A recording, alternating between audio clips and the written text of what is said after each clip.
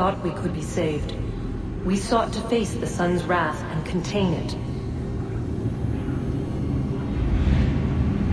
4 towers would be built to pull her fury into this place and dispel it.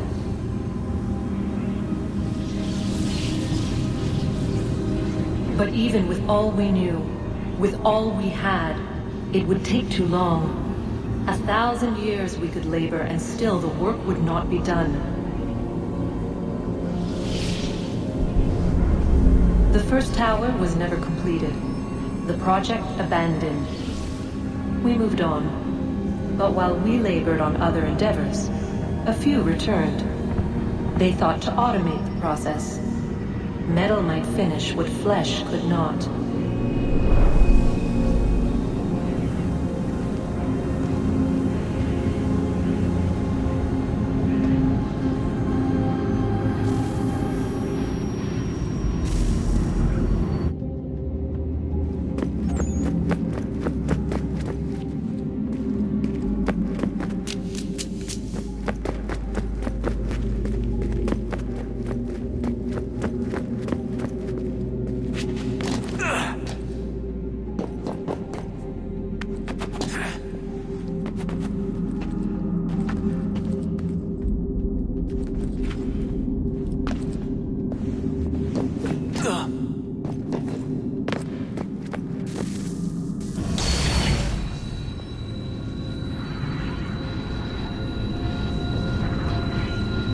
If we could not meet the sun's cruel embrace, perhaps we might rebuke it.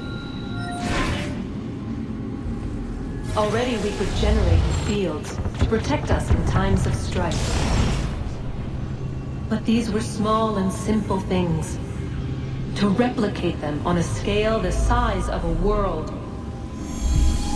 we lack the energy to make it so.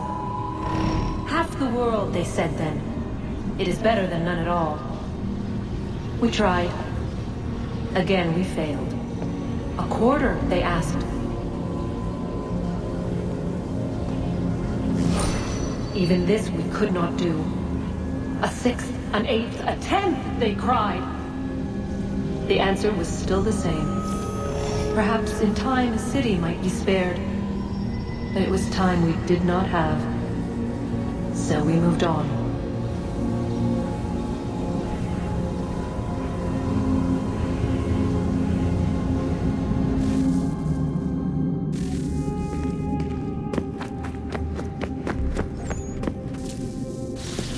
Wonder what's inside. Only one way to find out.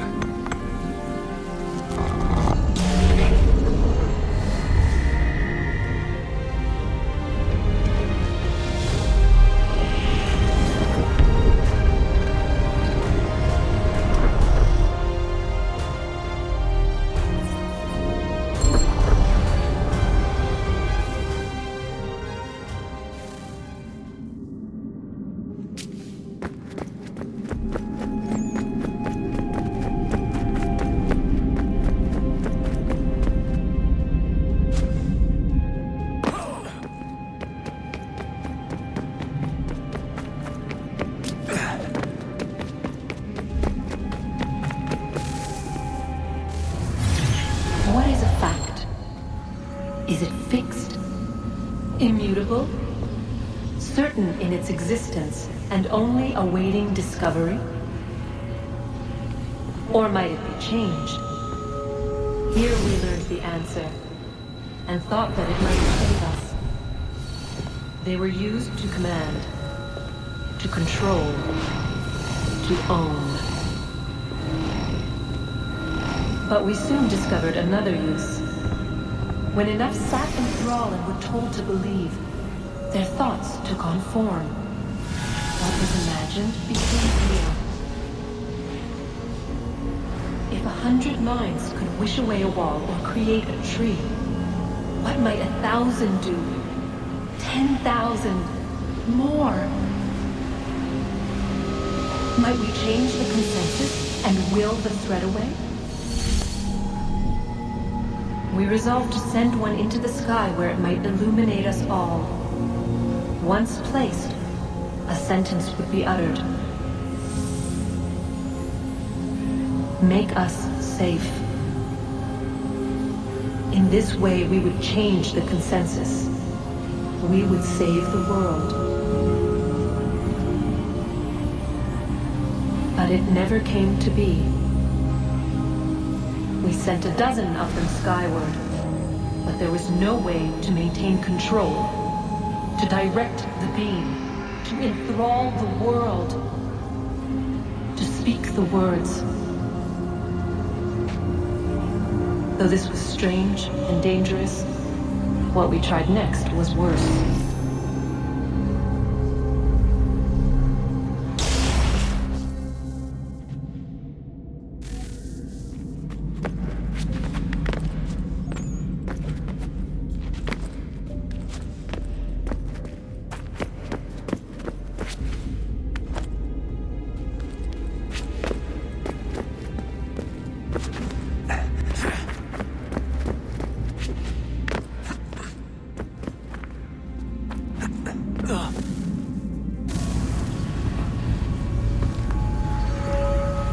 Our first instinct was to travel back, to change the past. But we could not find a way. But forward, we could look forward. And so here we sought to see beyond ourselves and know what was to come. First, we wanted to learn if our work would succeed. But the answer was always the same. So we moved on to other things. But she remained. The one you call Minerva. In time, she too stopped looking. And instead began to speak. She called out across time in the hopes that you might be saved. She hid messages where none might find them, save for you and those within this place. Fascinating. Tired of it. The cryptic warnings, the threats. Just tell us what you want! But they are. We saw the Nephilim there. We seemed like grasshoppers in our own eyes, and we looked the same to them. Imagine trying to explain all this to a 2-year-old, to a grasshopper. When they said the will of the gods was unknowable, they meant it. Literally. I killed her, you know. I killed Lucy. It was the apple, son. It was Juno. I saw what she was. What would happen if I let her live? I could have stopped myself. I mean, there was a force there. But I didn't have to. I chose to. Desmond. Lucy was going to betray us and take the apple back to Abstergo. I saw the satellite launched. I saw them turn it on, and then it failed. Whatever's on the other side of that door, it benefits Juno. We need to be careful.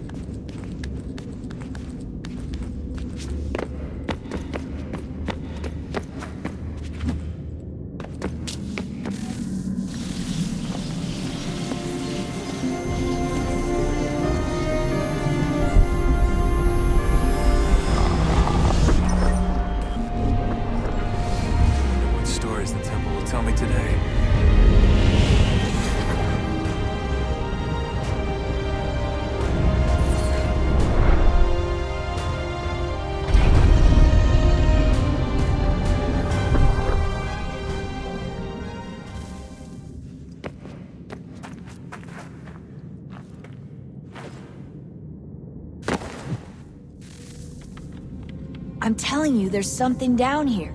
Don't be daft. I don't know, maybe they were sleeping or something and we woke them. Some kind of cryogenics? Or hibernation? I mean, how do we know what the hell they were doing down here? They were working on a bunch of different solutions, but nothing worked. Just went from one to the next, and then... I don't know. They must have left at some point. After the end. I wonder what the world would be like if they'd succeeded. I'm more concerned about what it'll be like if we don't. Salvation. They found a way. Too late for them, but not for you. Sealed to protect it. Though now it bars your way. Find the key. The past will tell.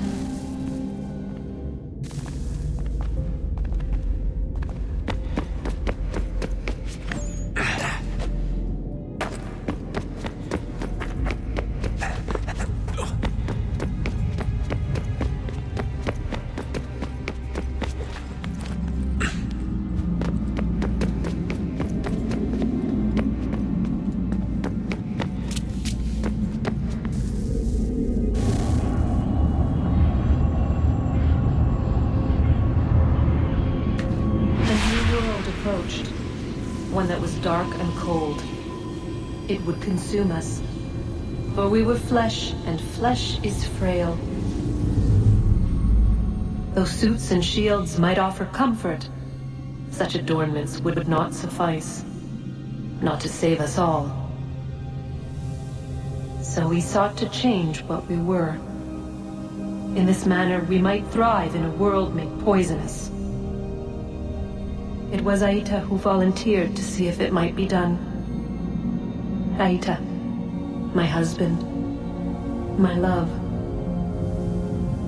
In the end, it changed him, ruined him. He was made a prisoner of the machines. The body might survive, but his mind became brittle to the touch. He begged me for release, for days, for weeks, for months. I pleaded with him to give us time to find another way. But there wasn't one. Not for him. Not for us.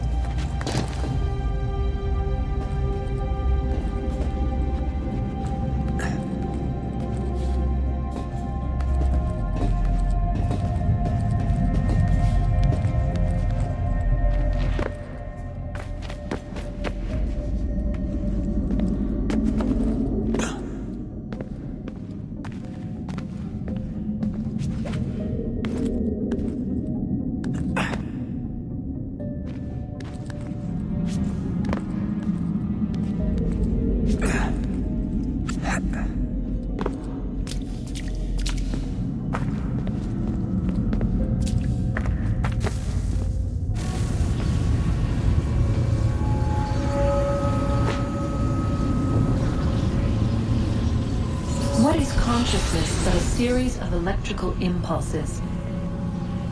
And the body a vessel to hold these sparks.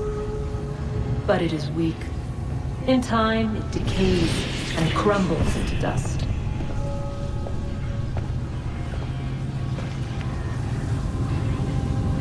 We asked ourselves then, what if it might be replaced with something stronger? Something better. So we forged a new vessel, one that might endure. It proved easy enough to enter.